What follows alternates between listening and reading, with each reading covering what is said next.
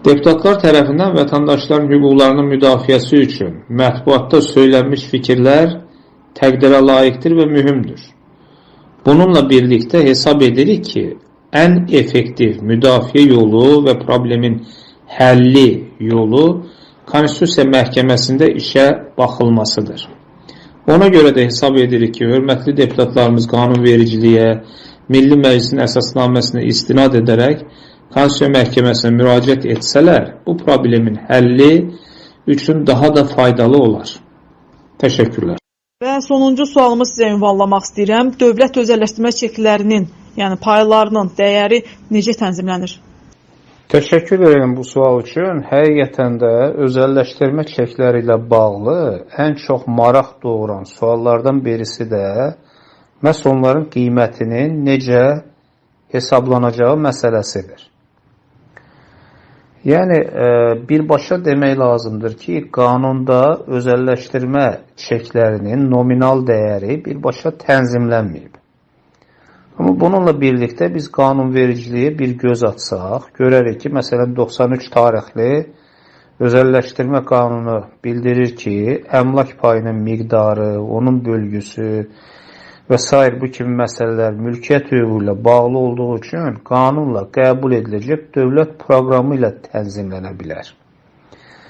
Həmin dövlət proqramında həm də özəlləşdiriləcək bütün orta və iri müəssisələrin, yəni dövlət əmlakının ən azı 65%-nin ölkə vətəndaşlarına qanunla qoyulmuş qaydalar əsasında əmlak payı olaraq verilməsi bir dövlət öhdəliyi kimi nəzərdə tutulur.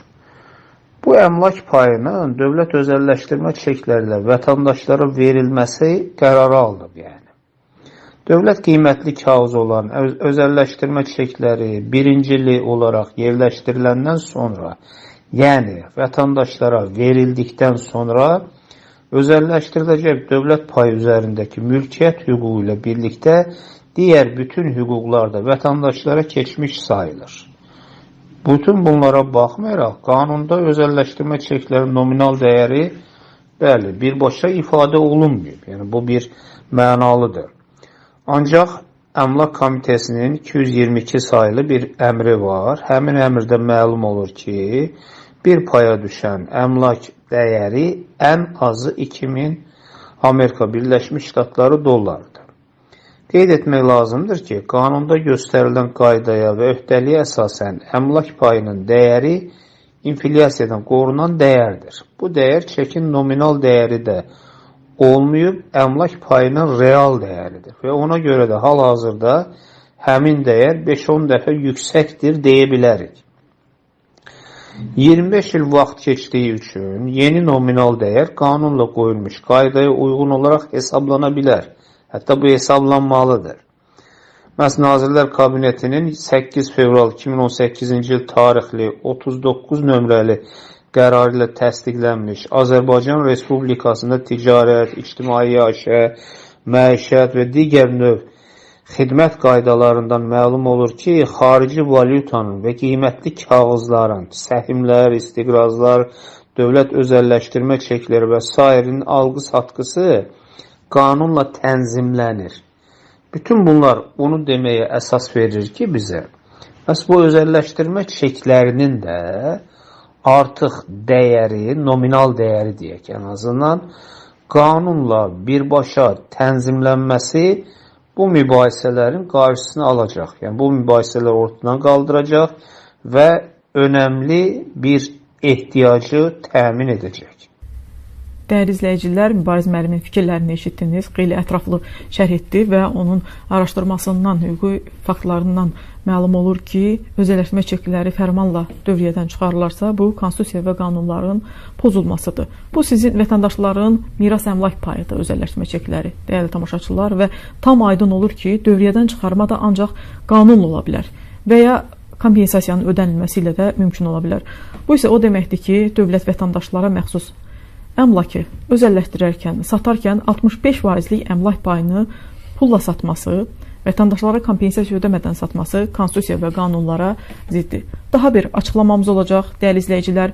Bakı Dövlət Universitetinin Hüquq Fakültəsinin Konstitusiya Hüququ kafedrasının professoru, hüquq üzrə elmlər doktoru, Sirus Vəkil Bürosunun müdiri Subhan Əliyevdən açıqlama almışıq və o, özəlləşdirmədə xarici təcrübə və Azərbaycandakı özəlləşdirmə prosesindəki hüquqi problemlər barədə bizə danışıb. Buyurun, izləyin. Özəlləşdirmə çekləri ilə bağlı xarici ölkə təcrübəsi və kompensasiya barədə fikirlərimi belə bildirə bilərəm ki, özəlləşdirmə çekləri ilə bağlı xarici ölkə təcrübəsini müəyyən etmək üçün biz postsovet məkanında çeklər ilə həyat keçirilmiş özəlləşdirmə prosesinə baxmalıyıq. Məsələn, Rusiyada özəlləşdirmə zamanı vətəndaşlara paylanan voucherlərin nominal dəyəri 10.000 manat rubl qoyulmuşdur və banklarda bu pul ilə əvəzlənə bilərdi. Həmin dövrdə 10.000 rubla bankda dəyişdirərək bir avtomobil əldə mümkün idi. Lakin 2 ay müddətində güclü inflyasiya nəticəsində 10.000 rubla maşının təkəri düşürdü. Çünki onların qəbul etdiyi qanunda bu dəyərin inflyasiyada qorunması nəzərdə tutulmurdu. Pribaltika ölkələrində isə özəlləşdirmə zamanı qəbul edilən qanunların və onların icrasını tam olaraq vətəndaşların xeyrinə olduğu hamıya məlumdur. Belarusiyada özəlləşdirmə bizdən əvvəl başlandı və bu gün də davam edilir. Orada vətəndaşlara 2 cür voucher verilirdi. Birincisi torpaq və ev almaq üçün, digəri isə müəssisələrdən pay almaq üçün. Hal-hazırda banklarda 300-ə yaxın səhmdar cəmiyyətin səhmləri vətəndaşlar üçün təklif olunur. Gəlirliyi aşağı olan müəssisələrin alınmasında imtina edən vətəndaşlar özəlləşmə prosesi başçısında qanuna qoyulmuş qayda əsasında kompensasiya alacaqlar. Mülkiyyət qəzetində yayılan məlumatdan məlum olur ki, İsraildə dövlət bankı özəlləşdirən zaman onun bütün səhmləri ancaq İsrail vətəndaşlarına əvəzsiz olaraq bərabər paylanmışdır. Xarici sərmayəçilər ancaq ikinci bazarda olan səhmləri vətəndaşlardan ala bilərdi. Ulu öndər Heydər Əliyevin uzaq görən siyasət nəticəsində Azərbaycanda özəlləşdirmə başlamamışdan əvvəl xarici təcrübənin negativ halları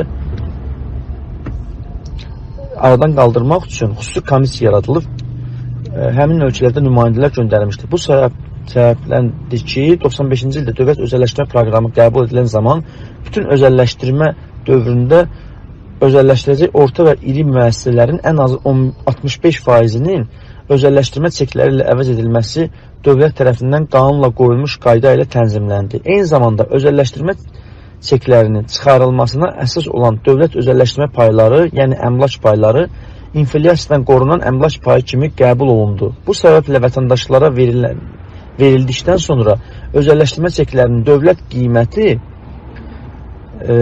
qiymətli kağızı olan birinci yerləşdirdiyi hesab olunur. Bu isə o deməkdir ki, dövlət müəssisələrin özəlləşdirilməsində 65% əmlak hüququna malik olan vətəndaşlardan bu çekləri ikinci bazardan əldə edilmədən heç bir sahibkar, xarici və yerli investor özəlləşmə iştirak edə bilməz. Həmin 65%lik hissə sahibkar, xarici və ya yerli investor tərəfindən pul ilə əldə olunsa da, bu durum konstitusiyanın və qanunların pozulması hesab olunur. Yəni, qanunda istər xarici və yerli investor ancaq və ancaq vətəndaşlarda olan paylarını almaqla, yəni dövlətin birinci olaraq yerləşdirdiyi çekləri almaqla özəlləşdirmədə iştirak edə bilər.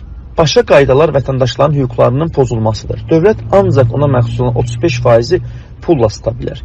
Heç kim konstitusiyaya zidd olaraq qanunla özəlləşdirmə çekləri verilən zaman vətəndaşlara verilən hüquqları, dövlət öhdəliklərini, qanunla qoyulmuş qaydaları, istər dövrdən çıxarılan qaydasını, istər çeklərlə inflyasiyadan qorunan əmlak payının ekvivalentini, dəyəri qiymətini həm də qanunla öhdəlik kimi vəd edilmiş orta və ya iri müəssisələrin 65%lik əmlakını qanundan aşağı qüvvəli qanunverici aktları ilə poza bilməz.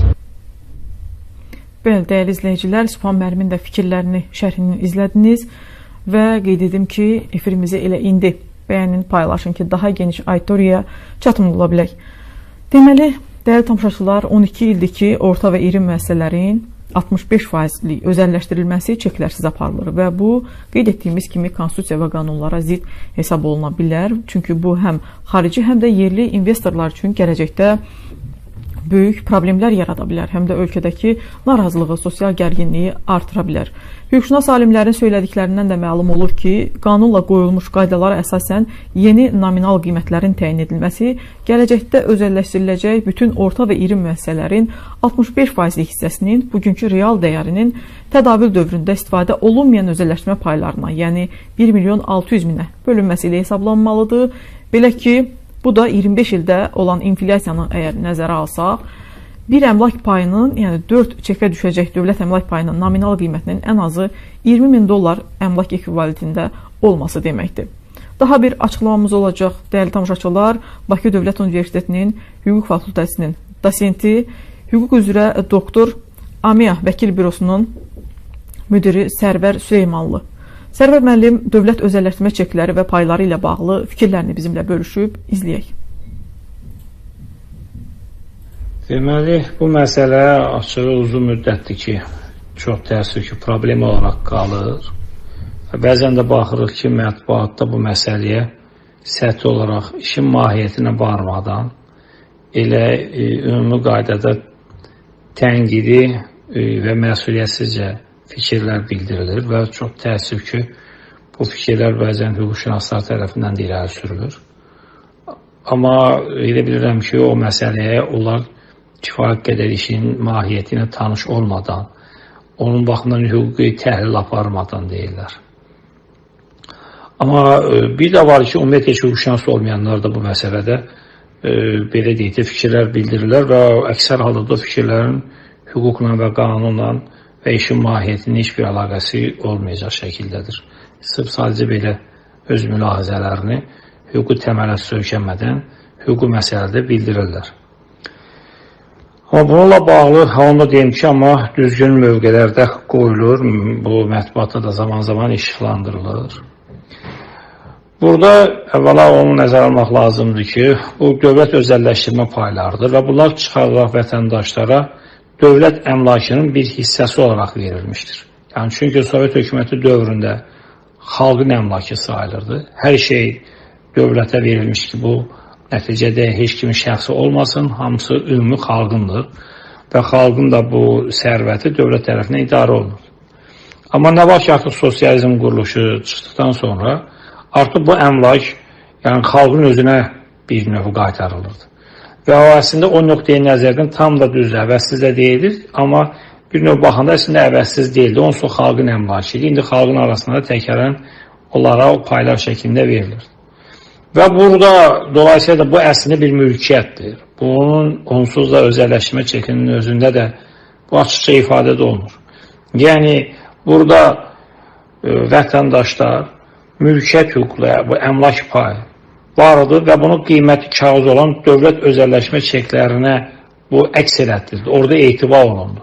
Bunun da səbəbi oydu ki, o bir əmlak haqqı deyək, o əmlak mənafeyini rahatlıqla tədavülünü asanlaşdırmaq, yəni bir növ mülkiyyətçilərin mülkiyyət predmetindən istifadəni və onunla bağlı əməliyyatlarını asanlaşdırmaq üçün bu dövlət özəlləşmə çeklərinə bağlanmışdır.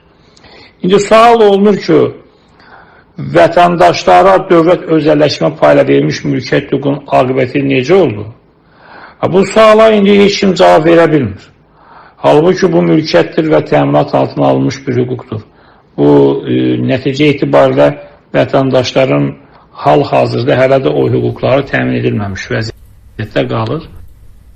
Dəyərli izləyicilər, daha bir şərh izlədiniz və qeyd edim ki, bir daha diqqətinizə çatdırıram. Vətəndaşlara verilən dövlət əmlak payı əslində vətəndaşların öz halal mülkiyyət payıdır və bayaq da qeyd etdik, ümumiyyətlə bizim ata-babalarımızın zəhməti hesabına zamanında yaradılmış mülkiyyətdən düşən miras əmlak payıdır həm də. Biz deputatlardan da, dövlət qurumlarından da bu hüquqi problemə və hüquqşünas alimlərin fikirlərinə, münasibətlərini öyrənmək üçün media qurumlarına da müraciət edirik ki, vətəndaşlara dəstək olsunlar, araşdırma aparsınlar bu mövzuda. Çünki bu məsələ açıq olaraq qalır uzun illərdir. Özəlləşdirmə çekləri ilə bağlı mövzuya tam olaraq aydınlıq gətirilmir və elə indi bir daha sizdən ricam odur ki, efirimizi bəyənin, paylaşın, daha geniş auditoriya bu mövzunu izləyə bilsin. Xüsusən də əlində özəlləşmə çekləri olanlar verilişimizin davamını diqqətlə izləsinlər. Daha bir açıqlamanı bizə Yeni Azərbaycan Partiyasının üzvü, sabiq millət vəkili və Demokratiya və İnsan Hüquqları Komitəsinin sədri olmuş, hüquq üzrə fəlsəfə doktoru olan Çingiz Qənizadədir və Çingiz müəllim özəlləşmə çekləri barədə hüquq və qanun pozuntuları ilə əlaqəli fikirlərini bizimlə bölüşüb. İndi Çingiz müəllimin fikirlərini dinləyək. Bilirsinizmi xanım, vermiş olduğunuz sual çox aktual bir məsələdir. Vətəndaş münasibətləri məsələsidir. Dövlətə və qanuna vətəndaşların və xarici investorların inamı məsələsidir. Heç vaxt qanunun aliliyinin pozulmasına yol vermək olmaz. Bir hüquq qanunla verilibsə və konstitusiyaya zidd deyilsə, necə bu qanunu pozmaq olar? Artıq özəlləşdirmə çekləri barədə olan hüquqi problemlər çoxsaylı hüquqşünaslar, alimlər tərəfindən elmi və praktik tərəfdən araşdırılıb. Qanun jurnalında və mətbuatda bu barədə çoxsaylı məqalələr yazılıb. İnanıram ki, tez bir zamanda Prezident aparatındakı hüquqşünaslar və deputatlar Konstitusiya Məhkəməsinə müraciət edərək qanunvericiliyimizə kölgə salan bu problemin aradan qaldırılmasına maraqlı olacaqlar. Mənim isə vətəndaşlara tövsiyəm yalnız bundan ibarət ola bilər ki, özəlləşdirmə çeklərini satmayın. Bunlar qanunla qüvvədə olan dövlət qiymətli kağızıdır.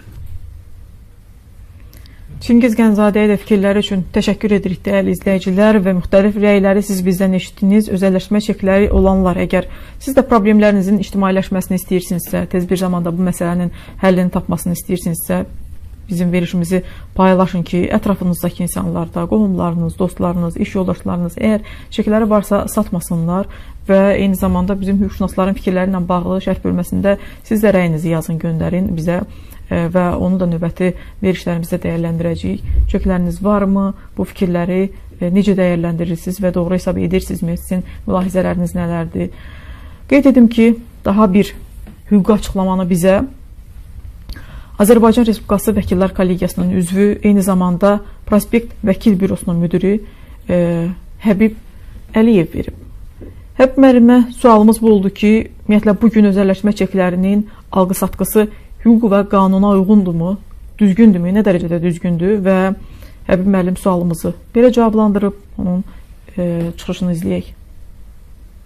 Məsələ belədir ki, fərmanla da olsa özəlləşdirmə çeklərinin tədavülü dayandırıldığından və özəlləşdirmə çeklərin alqı-satqısı ilə məşğul olmaq üçün lisenziyalar ləğv olunduğundan onların aldirin etmək qadağan olunmuş sayılır. Ancaq bir əşya kimi kiminsə öz çekini satması və ya kiminsə ancaq özü üçün, yəni satmaq məqsədi olmadan alması qanunla yol veriləndir, yəni qanunla qadağan olunmamışdır. Konstitusiya isə bu əməli, yəni qanunla birbaşa qadağa qoyulmayan əməli hər bir vətəndaşın öz hüququ sayır.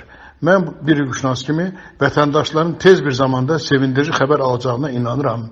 Bu səbəbdən heç kimin 25 ildir ümidlə saxladıqları özəlləşdirmə çeklərini satmağı tövsiyə etmirəm.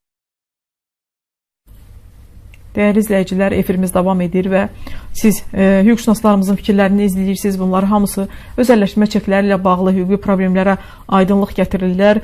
Daha bir açıqlamamız olacaq dəyərli izləyicilər. Vəkillər Kollegiyasının üzvü Asif Məmmədovdan açıqlama almışıq və Asif müəllimə sualımız oldu ki, hal-hazırda hələ də qüvvədə olan ixtisaslaşmış çek investisiya fondları haqqında əsasnamənin təsdiq edilməsi barədə Azərbaycan Respublikası Prezidenti Ulu Öndər Heydər Əliyev tərəfindən 14 may 1997-ci il tarixli 579 saylı fərmana və həmin əsasnamədə dəyişiklik edilməsi barədə Azərbaycan Respublikası Prezidenti İlham Əliyevin 22 dekabr 2014-cü il tarixli 426 saylı fərmana əsaslanaraq demək olarmı ki, dövlət özəlləşmə çekləri hələ də qüvvədə və dövriyyədədir? Bu sualı bir daha qeyd edirəm, Vəkillər Kollegiyasının üzvü Asif Məmmədov cavablandırdı və onun biz şərhini də izləyək. Bu məsələ barədə hesab edirik ki, normativ hüquq aktları haqqında nəzəriyyəyə görə verilmiş bir hüquq ləğv edildiyi zaman həmin hüququ tənzimləyən normativ hüquq aktlarda bundan sonra hər hansı bir dəyişiklik edilməz. Çünki o artıq o hüququn qüvvədən düşdüyü hesab olunur. Məlum olduğu kimi ixtisaslaşdırılmış çek investisiya fondları haqqında əsasnamə 14 may 1997-ci il tarixli 579 saylı fərman ilə təsdiq olunub. Həmin çeklər başqa bir fərman ilə 2011-ci ilin yanvar ayının 1-dən etibarən tədavüldən çıxarılıb. 22 dekabr 2014-cü il tarixli 426 saylı fərman ilə isə həmin ixtisaslaşdırılmış çek investisiya fondları haqqında əsasnamədə dəyişiklik edilib. Burada sual olunur ki, əgər çeklər hələ də qüvvədə deyilsə, onda nə üçün həmin çeklərə dair olan əsasnamədə onlar dövrədən çıxarılandan sonra dəyişiklik edilib? Bunlar əsasında hesab edirik ki, qanunla özəlləşdirmə çekləri hələ də qüvvədədir və müəyyən hüquqları təsdiq edirlər. Hətta hesab edirik ki, dövlətimiz vətəndaşların çağırılışlarını diqqətə alıb, onları tezliklə də tədavülə qaytaracaq.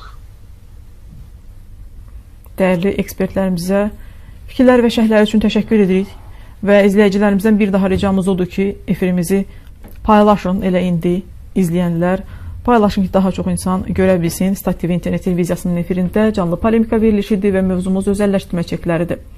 Bütün hüquqşünasların birmənalı olaraq özəlləşdirmə çeklərinin vətəndaşların mülkiyyət hüququnu təsdiq edən və qanunla bugün də mülkiyyət hüququ verən dövlət qiymətli kağızları olduğunu sübut olunur.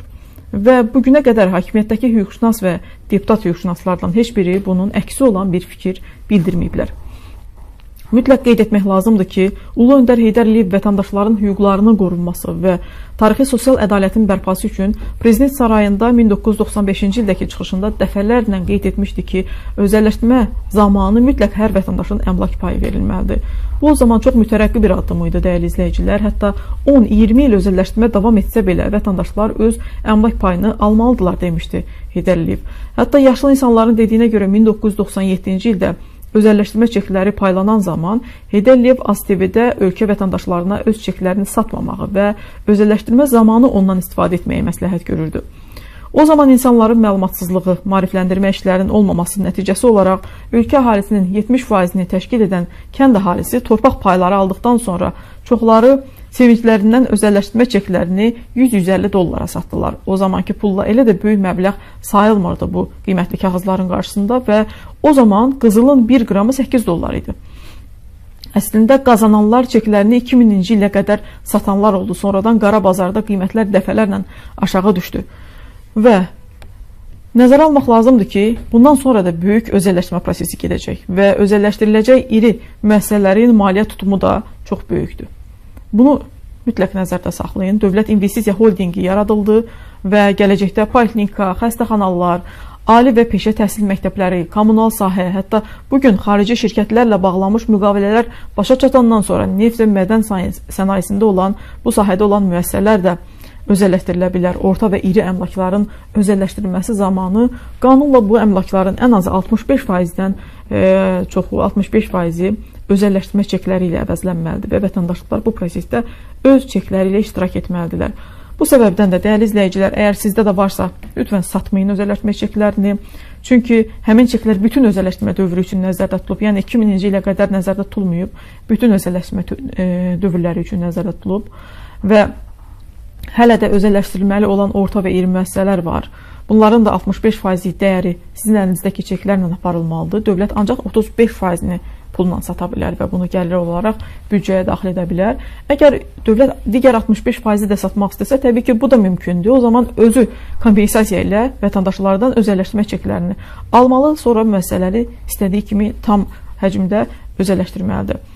Həmçinin də əgər xarici və yerli sahibkarlar, investorlar iri və orta müəssisələri özəlləşdirmək istəyirlərsə, bu zaman onlar ikincili bazarda vətəndaşlardan özəlləşmə çeklərini alacaqlar, sonra prosesdə iştirak edəcəklər. Bu məsələ belədir. Sizin də fikirlərinizi və rəylərinizi gözləyirik. Bizim şərh bölməsində hüquqşünaslarımızın fikirlərini də izlədiniz və əllərində özəlləşmə çekləri olanlardan onun satmamasını hüquqşünaslar da rica edir, məsləhət görmürlər. Çünki bu məsələ yenidən gündəmə gələcək və vətəndaşlar özlərinin miras əmlak payının özəlləşdirilməsində iştirak Və həqiqətən də məhkəmənin atmosferindən bizim haqlı olduğumuz görsənir və təsdiq olunur. Qarşı tərəf Əmlak Komitəsinin nümayəndəsinin dediyi tək bir söz var. Deyir ki, icraata qəbul olunmadığı üçün, yəni mahiyyət üzrə baxılmadığı üçün mən hələ ki heç bir suala cavab verməyəcəm.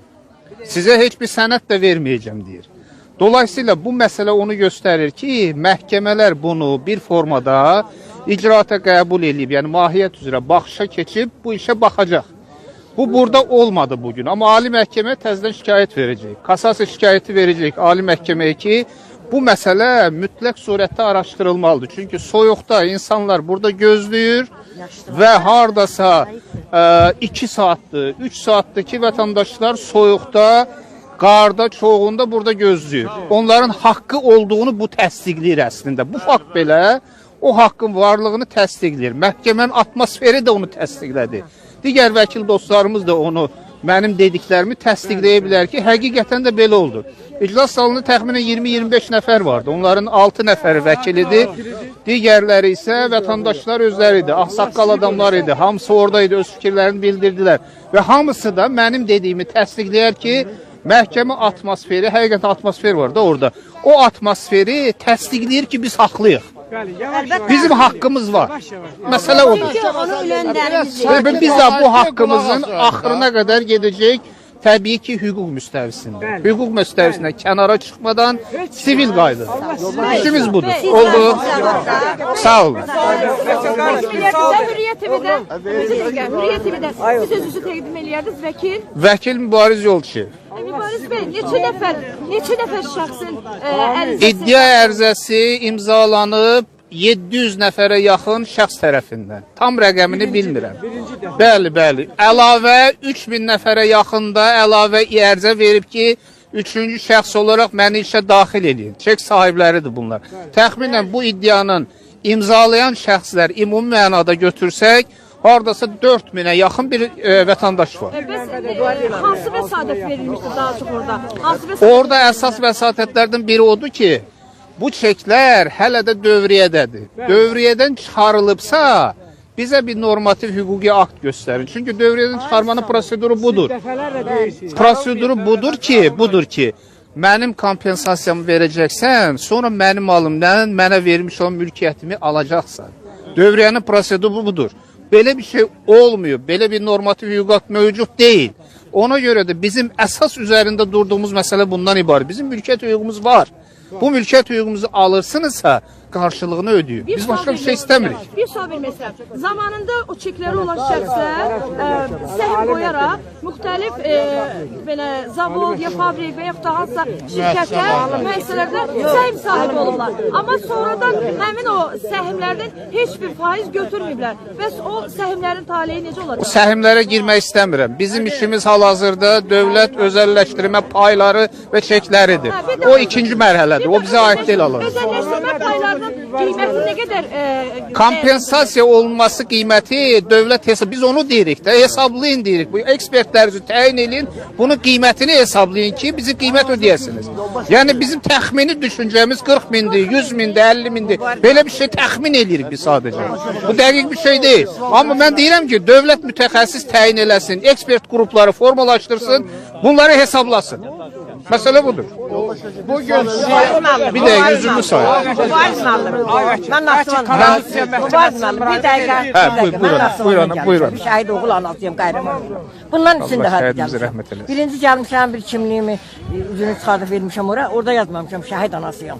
Ora vermişəm. İçində gəldim gecə Dubinka ilə cəmaatı çıxartdılar, yolu itirdim. Bu da üçüncü dəfə gəlmişəm Naxçıvandan. Nə olacaq bunun axırı? Axırını əslində dedim. Heydər Əliyevin Allah ruhunu şad eləsin. Allah rəhmət eləsin Heydər Əliyev. Həqiqətən Allah prezidentimizə can sağlığı versin. Həqiqətən də bu işlər mən inanıram ki, prezidentimiz təmin edir. Mən ona güvənirəm. Vətəndaşları ən çox narahat edən məsələlərdən biri də dövlət özəlləşdirmə paylarının qiymətidir. Bununla bağlı qeyd etməliyəm ki, birincisi, dövlət özəlləşdirmə payları qanunla verilib və qanunla dəyəri maddi ekvivalentə bağlandığından və inflyasiyadan qorunduğundan qanunun qoyduğu qaydaya uyğun olaraq təxmini hesablamalara görə bugün üçün hesab edirik ki, ən azı 40.000 manat səhm payı ilə eyni ekvivalentdədir. Çünki 1997-ci ildə Əmlak Komitəsinin 222 nömrəli əmrində olan hesablamada hər dövlət özəlləşdirmə payının dəyəri ən azı 2600 Amerika Birleşmiş Ştatları dolları olduğu bildirilmiştir. 28 ildə ən azı 10 dəfə inflyasiya olduğunu nəzərə alsaq, deməli, hər dövlət özəlləşdirmə payının dəyəri ən azı 20.000 Amerika Birləşmiş Ştatları dolları əmlak ekvivalenti dəyərindədir. İkincisi, əgər qanunlara uyğun düzgün hesablamalar aparılarsa, Ulu Öndər Heydər Əliyevin imzaladığı qanunla bütün özəlləşdiriləcək orta və iri müəssisələrin əmlak dəyərinin ən azı 65%-i dövlət özəlləşdirmə çekləri ilə aparılmalı idi. Gec və ya tez, gələcəkdə özəlləşdirilməsi nəzərdə tutulan bütün dövlət müəssisələrinin investisiya holdinglərində olan onlarla dövlət müəssisələrinin, o cümlədən bankların, Azerselin və s. bu kimi orta və iri müəssisələrin, eyni zamanda xarici və yerli şirkətlərə icarəyə verilmiş, gələcəkdə özəlləşdirilə biləcək neft sənayesi, çünki cəmi 10% SOCAR-a aiddir, digərləri isə icarədədir. Və həm də mədən sənayesi, xəstəxana, poliklinikalar, ali və peşə təhsil müəssisələri, mənzil istismar sahələri və s. nəzərə alsaq, bu zaman hər dövlət özəlləşdirmə payının əmlak ekvivalent dəyəri bəlkə də 200.000 manat hesablana bilir.